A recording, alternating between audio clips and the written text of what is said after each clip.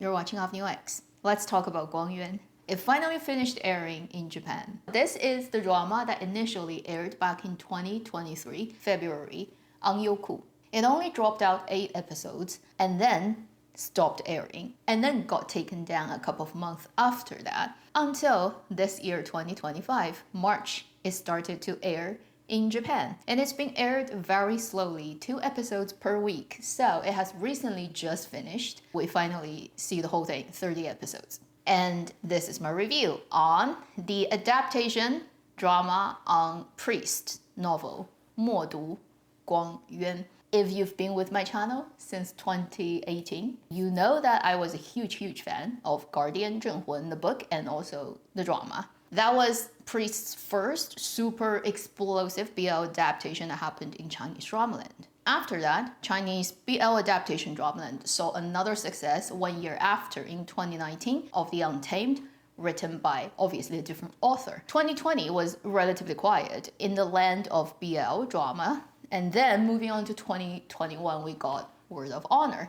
That's another explosively successful BL drama and the last one in Chinese dramaland. That year, August, something happened that caused the whole genre to pretty much get banned in China. At the time, there were a lot of dramas that have already been made, or on the way being made, or in the making, that are all BL adaptations, because everybody saw this as a huge opportunity to shoot to stardom and also get a lot of money. Yet it all got cut down. Because Mo Du's original novel is not anything fantastical like Guardian, where you have ghosts and gods and ancient beings, and it is to do with a lot of criminal cases. And in China, when you make a drama that concerns police or criminal cases, there are many red tapes. So the drama adapted it in a way that it's very vague about where the story happens. It's almost like on a different planet, on a different timeline, parallel universe, a civilization that's not ours, but just happens to look everything like ours. And that's the approach they took. It did go through all the censorship thing, although they probably cut stuff down. But the 30 episodes version that we are seeing now today is the version that, had the BL ban didn't happen, would have aired in China pretty much the same way. In China, the rule is if a drama wants to go abroad, they have to first go through China's censorship. You cannot not go through China's censorship and then just directly distribute that outside of China. If you do that, you're never gonna make another drama in China. There are rumors online about the Japanese version is the cut down version, which is not true. If they aired it that way, it is the version that you would have seen in China had that thing not happened. So just clear that up, and in case people don't know. But if you're clicking into this video, there's no way you don't know the background story of this drama.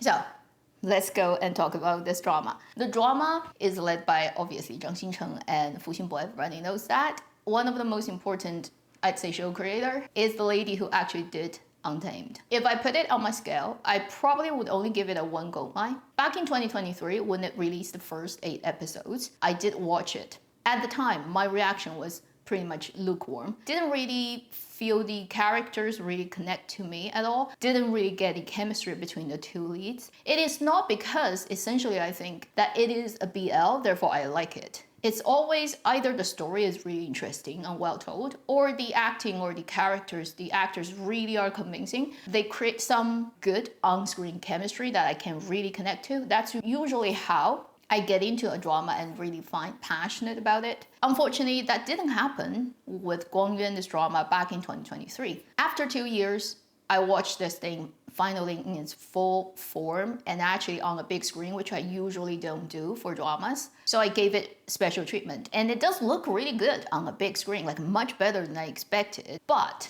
my reaction to it is pretty much the same. I will, in this video, tell you what I think is good or worth watching about it and what I think is its many problems. So first, let's talk about the good things. First thing, you can tell they've spent money. And this is compared to other dramas in BL, and considering it's back a few years when they shot it, to other BL adaptations. And its overall production standard, cinematography, costume, music, it's all better than other BLs I've seen at that time. The second thing, the main actors, they really have worked very hard for their roles. I wouldn't say I think it's in any way perfect casting or really worked on me acting, but the attitude of these people involved in this project, you can tell they really want to. They put a lot of effort. Whether it worked is another question, but there's definitely no, oh, we're just in here to get paid. I always appreciate that. You should at least have that, right? If not anything else, going into a project. Unfortunately, those are probably the only good things I can say about it. Everything else is either okay, acceptable, not good, not bad, neutral, or yeah, that's icky. They could have done better. Or why this is so weird. Because this drama actually reads really, really weird from episode 1 to last, and it never stopped being weird. And I'll go into detail about why. But anyway, this drama is, sorry, I really wanted to enjoying it. At least get inspired to make a few edits or make some stuff, like do a couple of drawings and feel like, oh, at least I can allow myself to get consumed by my emotional involvement into the story for like 2 weeks or 2 months. But I couldn't. I couldn't even get it working for 2 days. So these are all the things I think that are problematic from my point of view, okay? I know there are people who like it and totally no problem with that at all, because I don't think this is a bad drama in any sense, but I tried twice, crossing a time span of 2 years. It still didn't work. I'm pretty sure it would never work on me in this lifetime. Number one, what didn't work for me? The CP didn't work for me. Lead couple didn't work on me. Best way I can put it is I never for one moment felt these two lead characters were one entity. Zhang Xincheng is always Zhang Xincheng's character.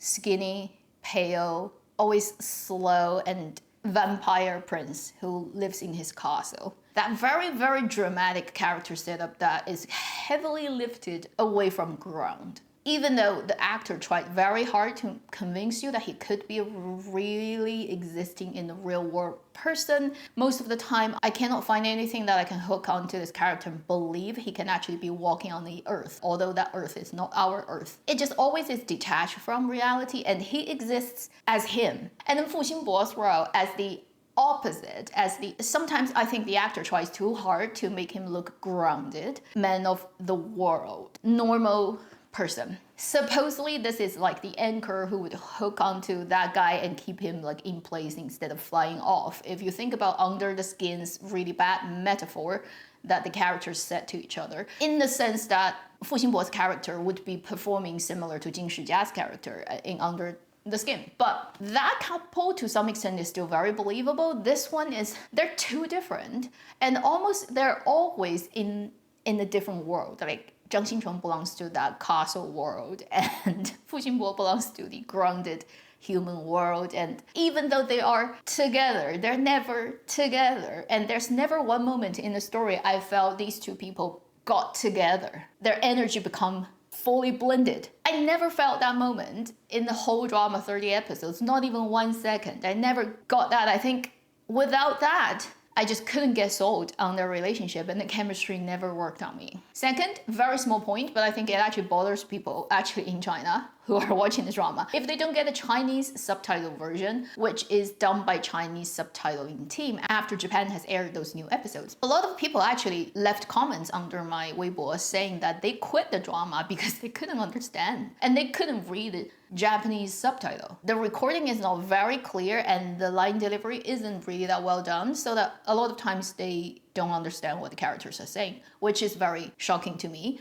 Maybe it's me. I have a very, I'd say, high-functioning software in my brain of interpreting human speech. So you can speak very muddily in Chinese or in English, and most likely I'm gonna understand you. And that never was a huge problem to me. And I've seen multiple, like over the years, multiple people giving me the feedback that made me question, oh, so not everyone listens to things the same way. I almost never had a problem of watching any Chinese dramas where I cannot tell what people are saying, even though they're really bad line deliverers and there's no subtitle. So it wasn't a problem to me, but apparently it was a problem to a lot of Chinese audiences that they gave up on this Japanese imported version when they cannot see the Chinese subtitles. So they could only watch the first 8 episodes because it got released in China and it has official Chinese subtitle. The later ones, they don't, and they don't understand and they can't watch. I found that's really interesting that this is a problem. The recording of the speech sometimes is too blurred for people to understand, and who knows, like this could happen. Third, this is mostly to do with the director. 不会拍3 characters. This is what I would give to Cao Dun, that director of Li Qiro Chang'an 12时辰. This is also what I would give to Deng Ke, the guy who directed the recent just finished 折腰 Prisoner of Beauty. Not good at shooting, not knowing how to shoot it, not very skilled at telling a story with a visual form. When you get a script, you break it down. Even when you don't draw out your storyboard, a very experienced director would have in at least his brain a very clear plan of this scene, what is the narrative goal, how we're gonna tackle it. If we go on a set, once we have the set, and even at the time when we build the set, how we're gonna design the set so that it best serves our storytelling. Once you actually have a set, you have to go on and you have to design, block the scene, and then you decide what frame you're gonna use, cover this part of the dialogue. For example, there's like 2 pages at the beginning. We're gonna come in with this shot. Do we move? Do we not move? Do we have high angle, low angle? What focal length we pick? How we're gonna lit the scene? How we're gonna block the actors? What are the beats we need? And at what point we cut? And at what point we have to emphasize? We push in. We have like different setups. And experienced directors, that's their job. And so they would be thinking to tell the story effectively, how we're gonna design all these things, and then post-production, editing it together with music. It's like Steven Spielberg edit his drama while he's shooting it already. He already knows exactly what he wants.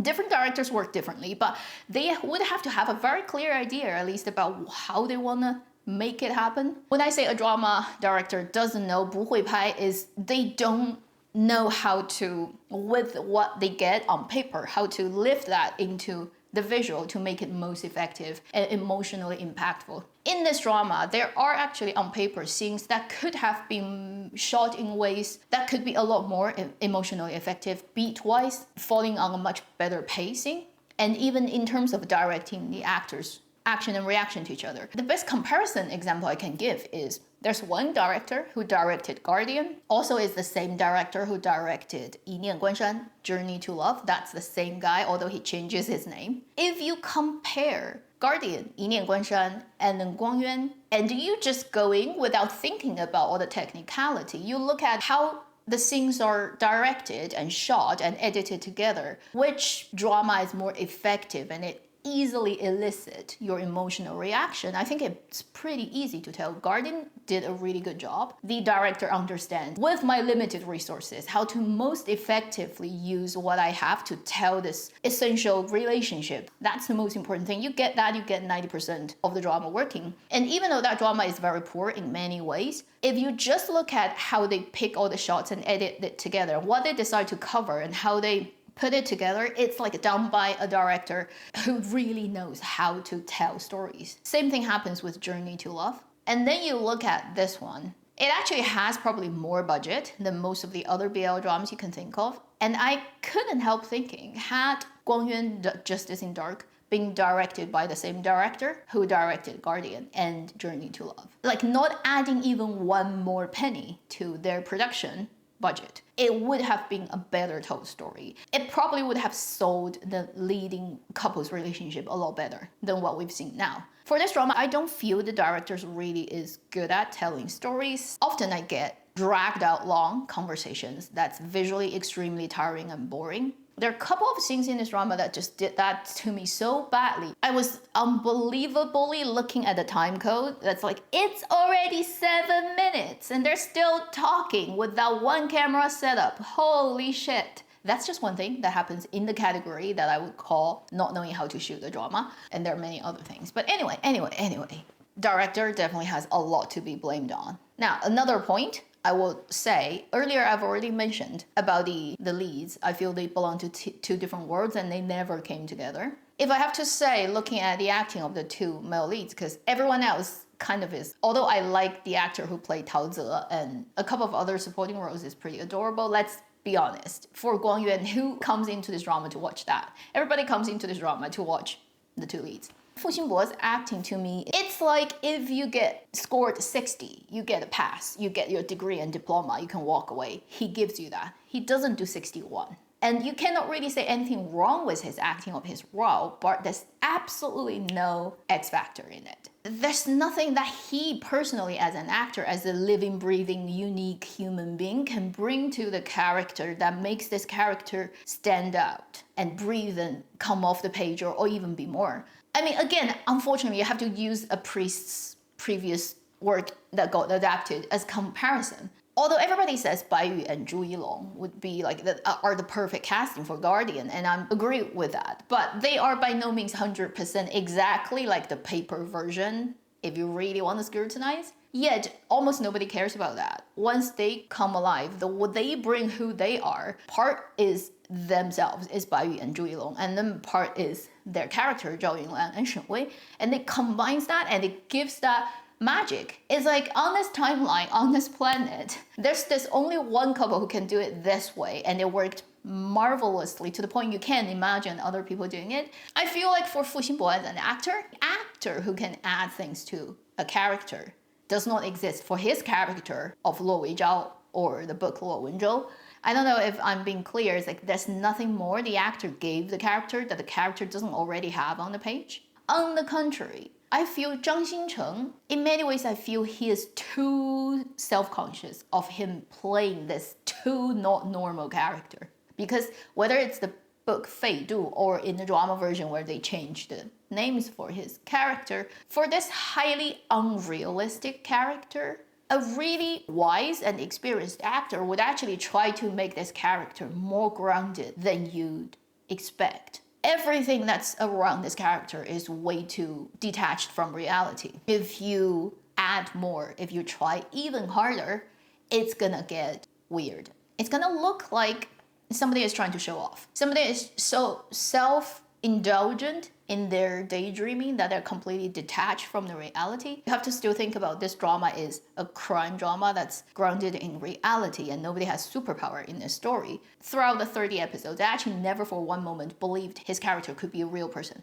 And Zhang Xincheng's acting often doesn't work on me, and I've said that many times. I don't know, maybe I don't get him, and I never will. And I think in this drama's case, because of its BL adaptation, he's way too self-conscious. It's like the gymnasts who fall off the beam if they think too much of their movement. I feel that's happening with Zhang Xincheng's acting throughout this drama. It's way too deliberate, therefore it no longer flows. And also he's so not really operating in the same sort of like stratosphere as Fu Xinbo, so they never to me connected.